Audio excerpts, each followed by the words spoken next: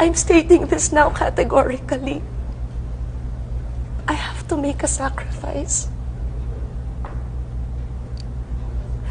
Saksa ka lang kung ano-ano. Sabi niya, Ma'am, I hope you don't mind. Sabi ko, Okay. yes. Hilo-hilo pa ako.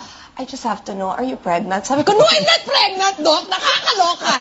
Never nakialam si Noy. Never kung ginamit ng kapatid ko.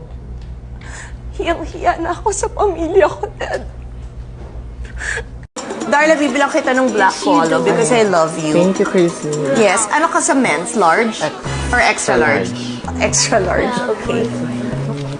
Ito lang. Matalino ang anak ko. Alam niya kung anong totoo. Alam niya kung anong palabas lamang. I love you! Oh, Ayaw mo na basketball player talaga? Kahit NBA? I don't like boys na. Ayaw mo na boys? Eh, para kanino pa yung pagpapakita mo ng goiter kung ayaw mo na kaligan? Mga kababayan! Amoy ulam na ba kayo? My gosh! Once again, it's you!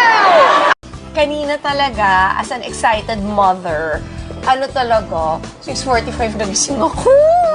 Eh, walang alarm, walang anything. Tumayo talaga ako. Get on!